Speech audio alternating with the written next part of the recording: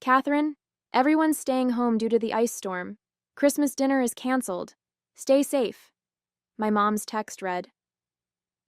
I stared at my phone in disappointment but understood. After all, Nashville winters can be dangerous. What I didn't know then was that this simple text would unravel years of family deception and change my life forever. My name is Catherine, and I'm 32. I'm an accountant, and until last Christmas, I thought I was just the different one in my family. The quiet, career-focused sister who didn't quite fit in with their loud social gatherings. My younger sister Anna was always the star, the one who could do no wrong in our parents' eyes.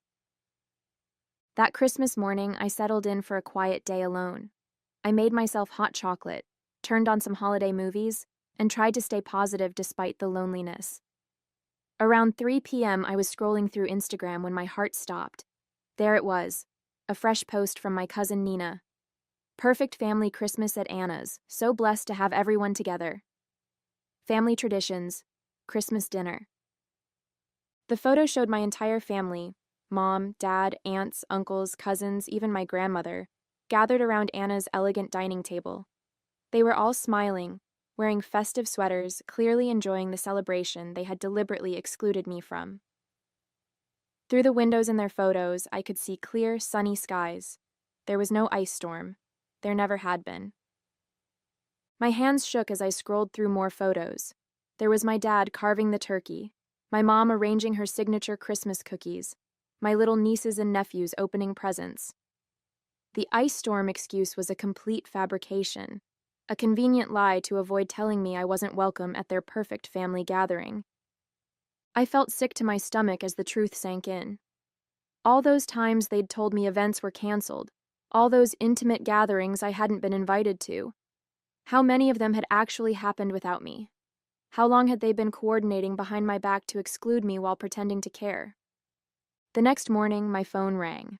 It was my mother, acting as if nothing had happened. "Hi, honey. Hope you had a nice, quiet Christmas. We missed you." The casual cruelty of her words made my hands clench into fists.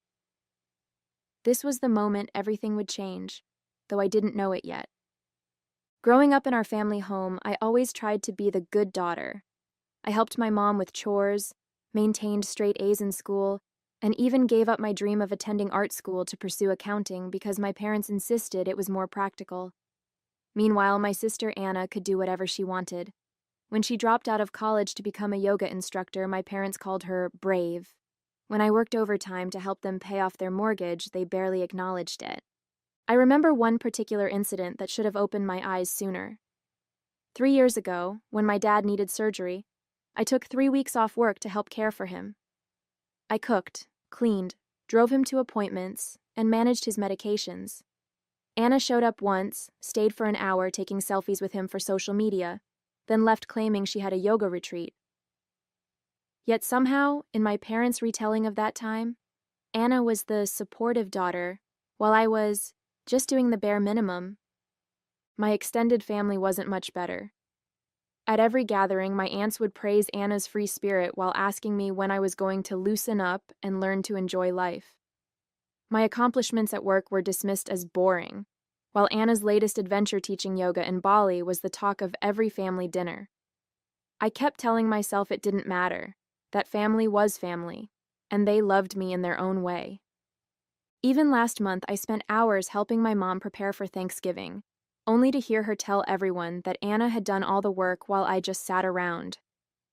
I swallowed my hurt and kept quiet, just like always. When Anna announced she'd be hosting Christmas this year, I offered to help with the planning and cooking. She brushed me off, saying she wanted it to be perfect. I should have seen the signs then, but I was still trying so hard to believe in the fiction of our happy family.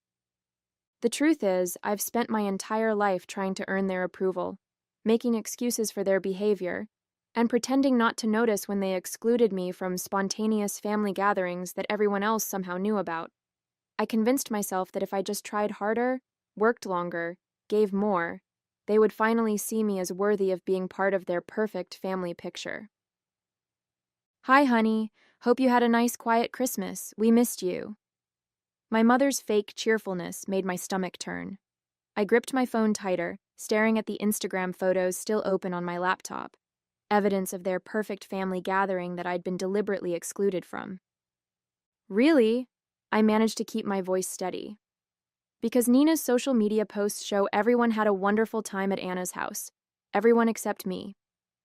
The silence on the other end was deafening. I could almost see my mother's face, that familiar expression when she's been caught in a lie, but is already formulating excuses. "Oh, well," she stammered. "Anna organized it last minute, and you know how you can be at gatherings, always so quiet and making everyone uncomfortable. We just thought—" "Thought what?" I pressed. "That it would be better to lie to me? To make me spend Christmas alone while pretending everyone else was doing the same?" "Don't be so dramatic," my mother sighed. "We were trying to avoid any awkwardness. You know how Anna wanted everything to be perfect." That's when it hit me. All the past, canceled events, the times plans had mysteriously fallen through, the family photos I'd see later on social media. This wasn't a one-time thing. This was a pattern. "How many times?" I asked, my voice barely a whisper. "How many other gatherings have you lied to me about?" Another telling silence. Then, "Catherine, you're being oversensitive. This is exactly why—" "Why what?" I cut her off. "Why you exclude me. Why you pretend I don't exist unless you need something. Why Anna gets to be the perfect daughter while I'm treated like an inconvenience?" "That's not fair," my mother protested. "We love you both equally. It's just, Anna puts in the effort to be part of the family. You're always so busy with work." I laughed bitterly. "Busy with work? You mean busy helping pay your mortgage? Busy taking care of Dad after his surgery? That kind of busy?" "Listen," my mother's voice turned stern. "If you're going to be like this, maybe it's better if we give each other some space. Call me when you're ready to be reasonable." The line went dead. I sat there staring at my phone as 32 years of memories suddenly shifted into sharp, painful focus. Every excuse, every dismissal, every misunderstanding, it had all been intentional. I wasn't the problem. I never had been. That was the moment I stopped making excuses for them. The moment I finally saw the truth. I didn't have a family. I had people who shared my DNA but treated me like an afterthought. After that phone call, something inside me snapped. I was done being the family doormat. I opened my laptop and started writing an email to my entire family. Parents, sister, aunts, uncles, cousins, everyone who had been at that Christmas dinner. My fingers flew across the keyboard as years of pent-up feelings poured out. "I've seen the photos from Christmas dinner," I wrote. "The dinner I was told was canceled due to an imaginary ice storm. I want you all to know exactly what you've done. You didn't just exclude me from a family gathering. You coordinated an elaborate lie to make me spend Christmas alone." I attached screenshots of my mom's "stay home, everyone's doing the same" text messages alongside the social media photos showing their celebration. I hit send before I could second-guess myself. The responses started flooding in almost immediately. My Aunt Marie claimed they forgot to tell me the plans had changed. Uncle Robert suggested I was overreacting. My cousin Nina, whose posts had exposed their lie, quickly deleted all the Christmas photos and sent me a message saying I was causing unnecessary drama. Then came Anna's response. A long, condescending email about how I never make an effort at family events and how she just wanted one perfect holiday. She even had the audacity to suggest that excluding me was for my own good because I obviously don't enjoy family gatherings. But it was my parents' reaction that truly showed me who they were. Instead of apologizing, they went on the offensive.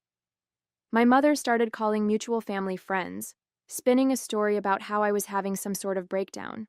My father sent me a stern email about respecting family privacy and how airing our dirty laundry was unacceptable. "You've really done it now," Anna texted me. "Mom's crying, everyone's upset, and it's all because you couldn't just accept that maybe you're the problem. This is exactly why we didn't want you at Christmas." I felt like I was living in an alternate reality. They had deliberately excluded and lied to me, yet somehow I was the villain for exposing their behavior. The more I stood up for myself, the more they twisted the narrative. When I refused to back down and apologize, they escalated. My mother started showing up at my workplace unannounced, causing scenes in the lobby. Anna began posting vague social media updates about toxic people and choosing peace over family. My father threatened to cut me out of his will if I didn't get in line. Instead of intimidating me, their actions only confirmed what I had finally realized. This wasn't a loving family protecting itself from a difficult member.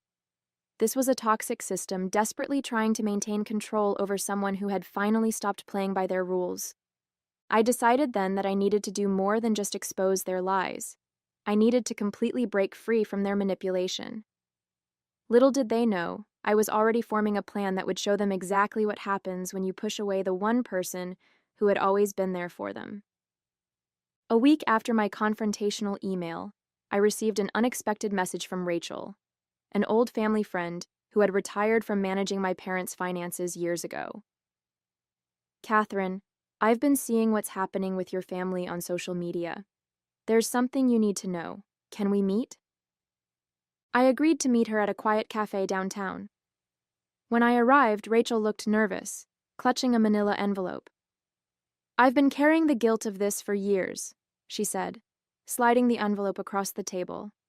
"Your father swore me to secrecy, but after seeing how they're treating you now, I can't stay quiet anymore."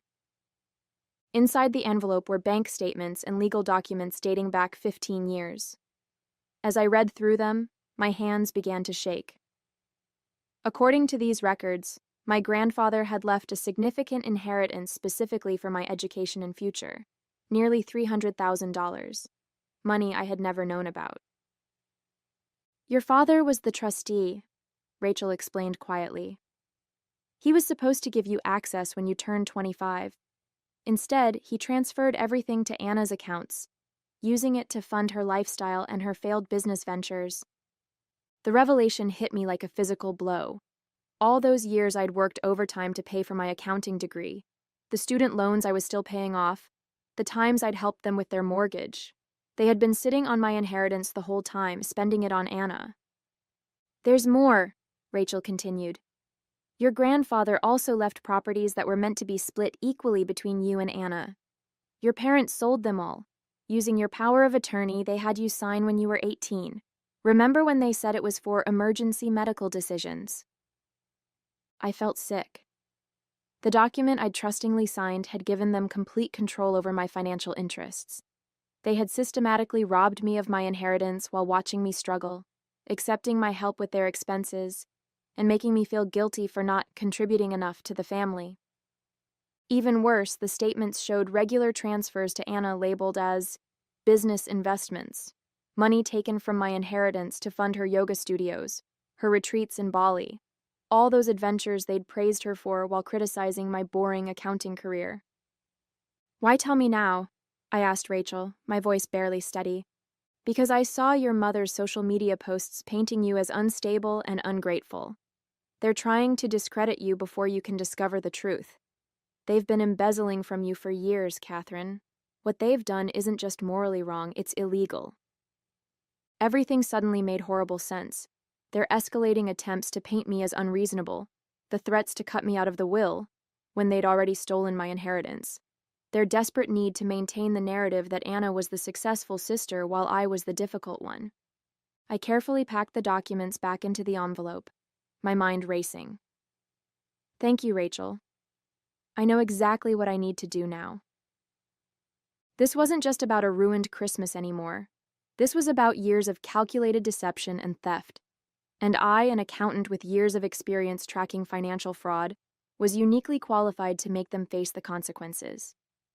With Rachel's documents in hand, I spent the next week meticulously building my case. As an accountant, I knew exactly how to trace the money trail. Every unauthorized transfer, every misused power of attorney, every fraudulent document. I tracked it all. I also hired Sarah Chen, a lawyer specializing in estate fraud, to review everything. "This is a clear case of financial exploitation," Sarah confirmed. We can file criminal charges if you want to pursue that route.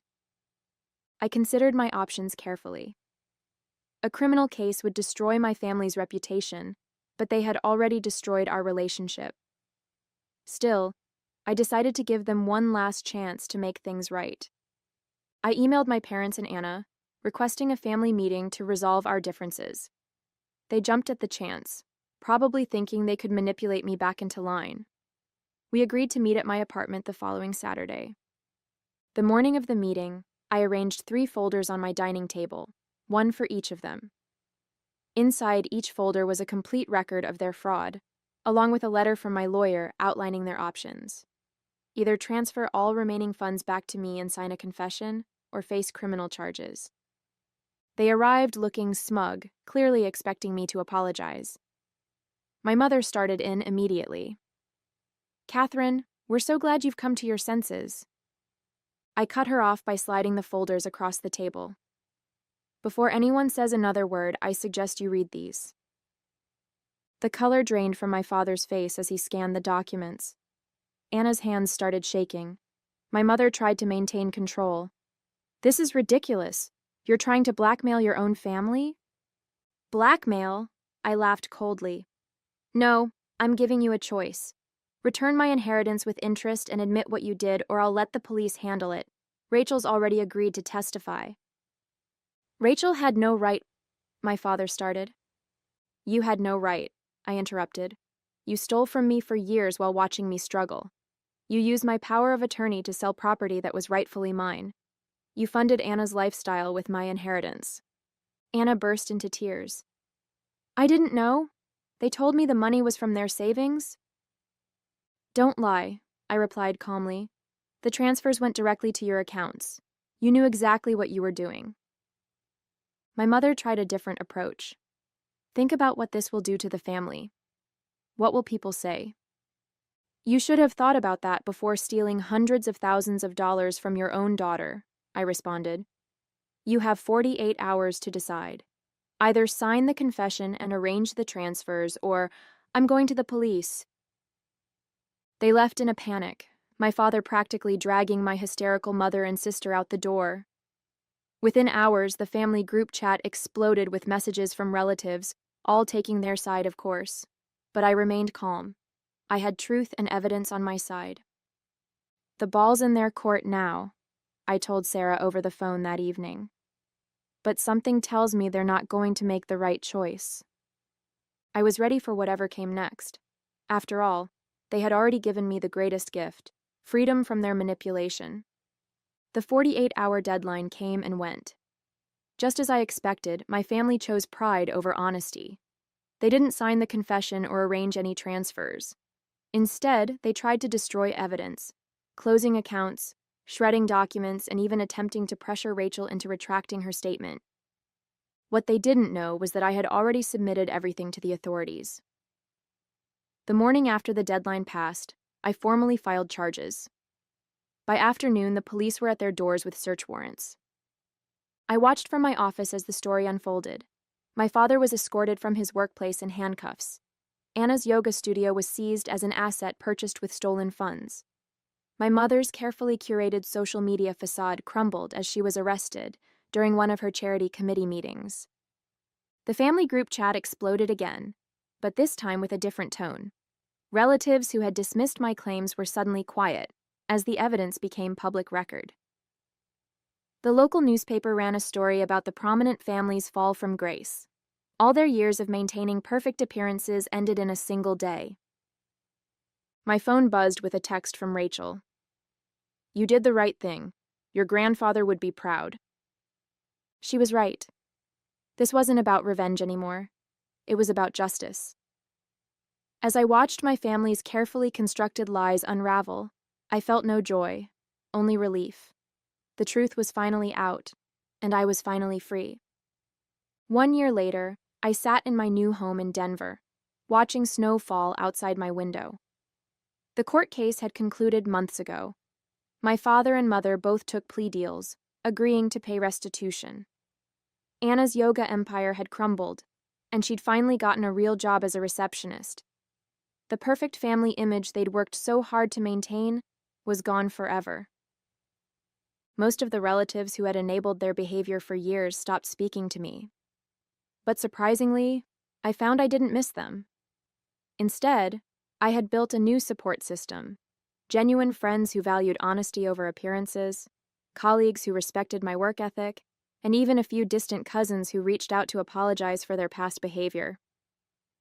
Rachel came to visit me last week. Over coffee, she handed me an old photo album she'd found while cleaning out her office. Inside were pictures of my grandfather and me, moments I'd almost forgotten. In one photo, he was teaching me to fish, both of us laughing at something long forgotten. "He always said you were the strong one," Rachel told me. "He knew they favored Anna, but he believed you would overcome it." I touched the photo gently, remembering his kind smile. He had tried to protect my future through that inheritance, and though it had taken years, his final gift had ultimately given me something more valuable than money: the courage to stand up for myself and the freedom to build a life on my own terms. Sometimes the best revenge isn't about getting even, it's about getting free.